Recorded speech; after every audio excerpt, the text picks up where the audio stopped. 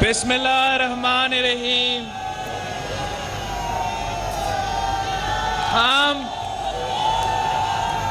मियां मोहम्मद नवाज शरीफ साहब और मरियम शरीफ साहिबा के शुक्रगुजार हैं कि आज उन्होंने पाकिस्तान डेमोक्रेटिक मूवमेंट का पहली जलसा के मेजबानी की है।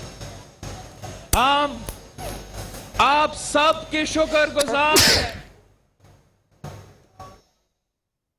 मौलाना फजल रहमान साहब सदर पाकिस्तान डेमोक्रेटिक मूवमेंट, शाहिद खाकान अब्बासी साहब general secretary Pakistan democratic movement, Raja Pervez Ashraf साहब senior vice president Pakistan democratic movement, Mian Iftikhar साहब information secretary Pakistan democratic movement, साहब जमाल दीनी साहब, प्रोफेसर साजिद मीर साहब, नूरानी साहब, हम सब अपने परचम लेके पाकिस्तान डेमोक्रेटिक मूवमेंट का जो एपीसी के नतीजे में हमारे रेजोल्यूशन था, हमारे मंशूर था, हम सब मिल के आपके सामने पेश करना चाहते हैं। शुरू करने से पहले इसलिए कि ये मेरा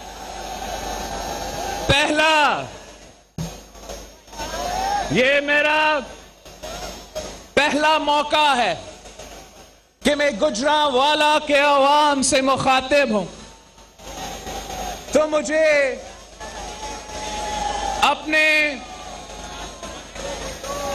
मैं आपको आपके साथ उन बहादुर गुजरांवालों के शहरियों का नाम शेयर करना चाहता हूं जो पाकिस्तान पीपल्स पार्टी के जियाले होते हुए शहीद जुल्फिकार अली भुट्टो के शहादत के बाद, शहीद जुल्फिकार अली भुट्टो के अदालती कत्ल के बाद अपने आप को देखो, ये होता है सियासी कमिटमेंट। खुद को जिंदा जला दिया। गुजरांवाला का अब्दुल वहीद कुरैशी, गुजरांवाला का याकूब परवेज खोकर, गुजरांवाला का शेख गुल मोहम्मद और गुजरांवाला का जुबैर शाद, ये वो पाकिस्तान पीपल्स पार्टी के जियाले हैं जिनकी कुर्बानी की वजह से आज भी भुट्टो जिंदा है।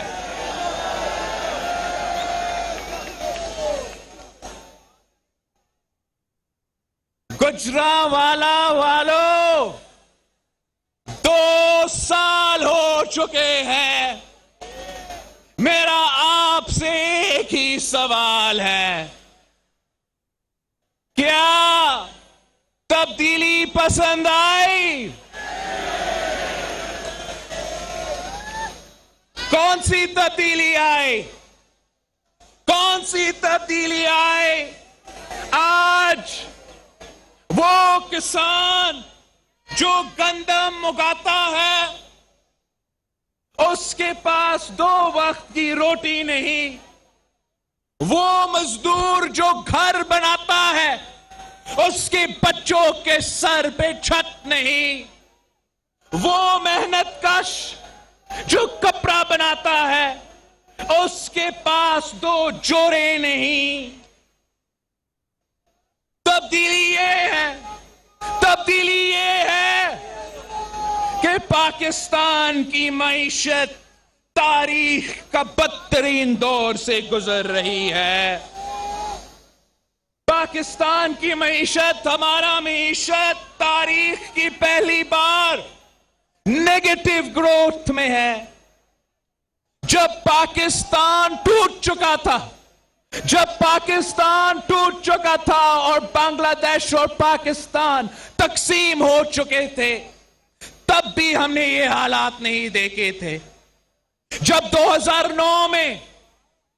2009 में दुनिया भर में फाइनेंशियल रिसेशन थी, फाइनेंशियल क्राइसिस था, तब भी हमने ये हाल नहीं देखा था। तब्दीली ये है कि आज पाकिस्तान में तारीखी महंगाई है। तब्दीली ये है कि आज पाकिस्तान में तारीखी गुर्बत है। तब्दीली ये है कि आज पाकिस्तान में तारीखी बेरोजगारी है। तब्दीली ये है कि अंडे 200 रुपया दर्जन, आलू 100 रुपया किलो, टमाटर 200 रुपया किलो, प्याज 80 रुपया किलो। ये है जहां महंगाई बढ़ रही है, वहां बेरोजगारी बढ़ रही है। नौजवान 2-2 डिग्री हाथ में लेकर घूम रहे हैं, मगर उनको रोजगार नहीं मिल रहा। गरीब तर होता जा रहा है। सफेद पोश का जीना हराम हो चुका है। मेहनत काश और मजदूर के चूल्हे बंद, ताजरों के दुकानें बंद, मिल वालों के मिलें बंद, फैक्ट्री वालों के फैक्ट्रियां बंद। ये है इमरान और इमरान के सेलेक्टर्स का तब्दीली। ये किस किस्म की तब्दीली है? बहरान ही बहरान है। आटा की बहरान है, चीनी की बहरान है, दवाइयों की बहरान है, बिजली की बहरान है, गैस की बहरान है। और ये कहते हैं कि ये माजी के हुक्मरान के कसूर है। मैं पूछता हूं कि क्या वो बघोरा, सर्टिफाइड गद्दार, कातिल मुशर्रफ ने बहरान नहीं छोड़ा था? हर दूसरे दिन दहशतगर्दी के हमले होते थे, मगर हमने फिर भी बीबी का वादा निभाया और स्वात में पाकिस्तान के परचम लहराया। तब भी आटा का बहरान था। तब भी आपको आटा लेने के लिए लाइन में खड़ा करना पड़ता था। तब भी गंदम इंपोर्ट होता था। हमने 1 साल के अंदर ही अंदर सेल्फ सफिशिएंट हुए। 2 साल के अंदर ही अंदर हमने गंदम बैरूने मुल्क बेचने शुरू कर दिया। हमने गंदम की सपोर्ट प्राइस को 400 फी मन से लेके 1200 फी मन तक पहुंचा दिया था। तब भी मुआशी बदहाली थी। तब भी महंगाई था। आपको इसाकदार साहब का स्टेटमेंट याद होगा कि खजाने खाली है। 2009 का फाइनेंशियल रिसेशन, 2 सैलाब, IMF तब भी था, मगर हमने अवाम को लावारिस नहीं छोड़ा। हमने अवाम को लावारिस नहीं छोड़ा। हमने गरीब तरीन औरतों के लिए इनकलाबी बेनजीर इनकम सपोर्ट प्रोग्राम शुरू किया था। हमने पेंशन्स में, बुजुर्गों की पेंशन्स में 150% इजाफा किया। हमने तनख्वाह में 100% इजाफा किया। और हमारा फौज के लिए, हमारा सिपाही के लिए जो बहादुरी के साथ दहशतगर्दों के आंखों में आंखें डालकर लड़ रहे थे, शहादत कबूल कर रहे थे, उनके लिए हमने उनका तनख्वाह 175% इजाफा किया था। ये होता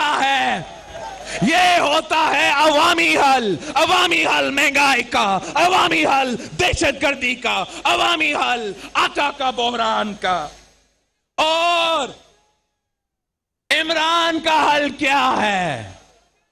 इमरान का हल क्या है?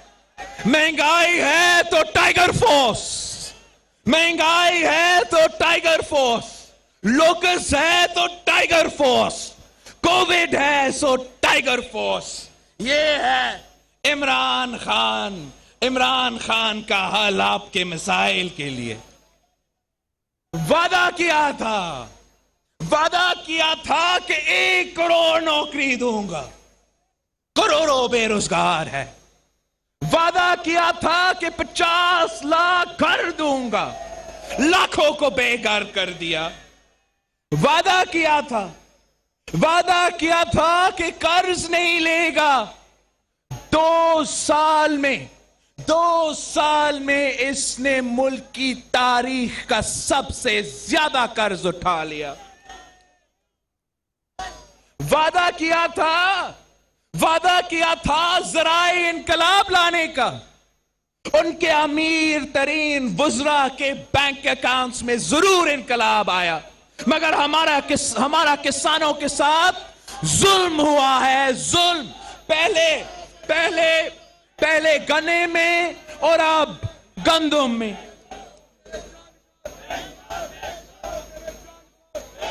वादा किया था करप्शन का खात्मा का।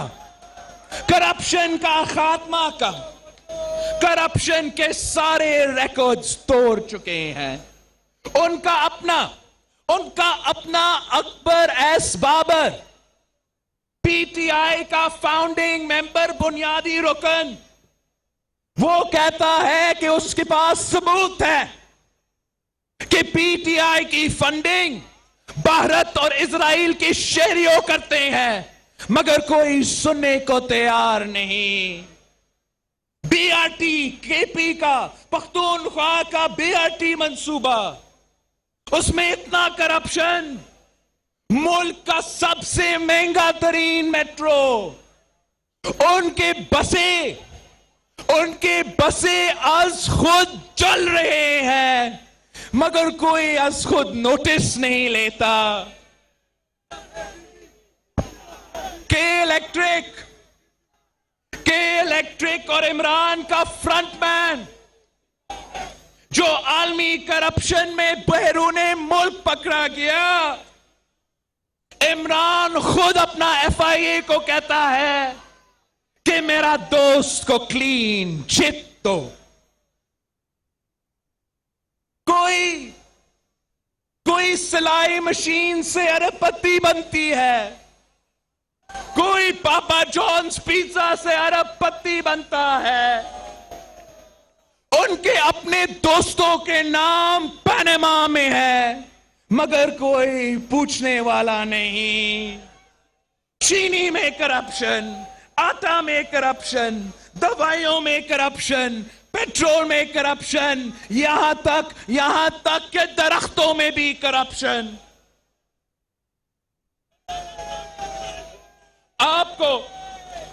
आप सबको ये पता है कि आम आदमी के लिए करप्शन भरी है। थानों में, कचहरियों में उनके अपने लोग कह रहे हैं कि पंजाब में करप्शन का इजाफा हुआ है।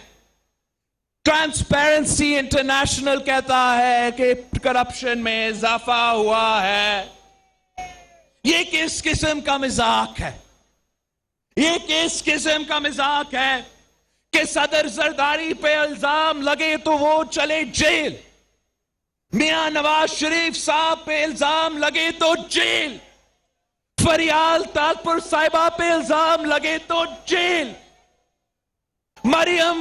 मरियम नवाज शरीफ साहिबा पे इल्जाम लगे तो जेल, मगर इमरान पे इल्जाम लगे, अलीमा बाजी पे इल्जाम लगे, आसिम बाजवा साहब पे इल्जाम लगे और कोई उनसे पूछता तक नहीं।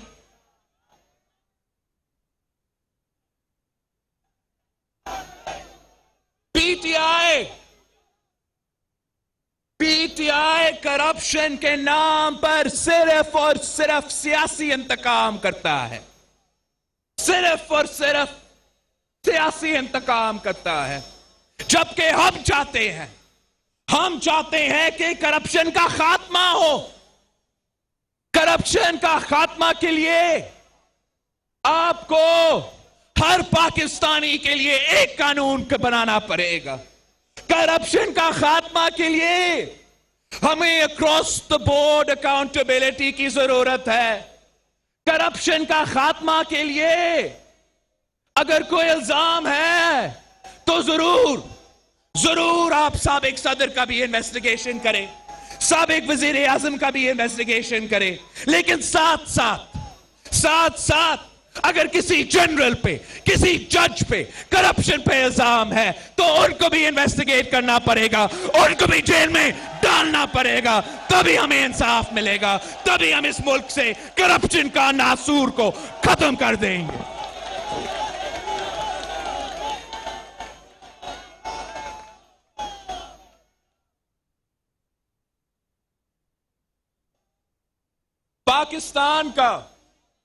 पाकिस्तान का सबसे बड़ा सूबा पंजाब पे अफसोस होता है कि यहां माशाल्लाह वसीम अकरम प्लस की हुकूमत है। वसीम अकरम प्लस की तो हुकूमत है मगर गवर्नेंस माइनस में है। और हमें ये समझ में नहीं आ रहा कि ये फैसला किसने किया। पंजाब का वजीर आला का फैसला किसने किया? क्या किसी जादूगरनी ने किया या खलाए मखलूक ने किया? इतना तो हमें पता है, इतना तो तय है, ये तो तय है कि अवाम से पूछा तक नहीं। ये किस किस्म का मजाक है? पंजाब की हुकूमत उनके पास, वफाकी हुकूमत, पाकिस्तान की हुकूमत उनके पास, और आप मुझे बताएं क्या इन्होंने एक मंसूबा मुकम्मल किया है?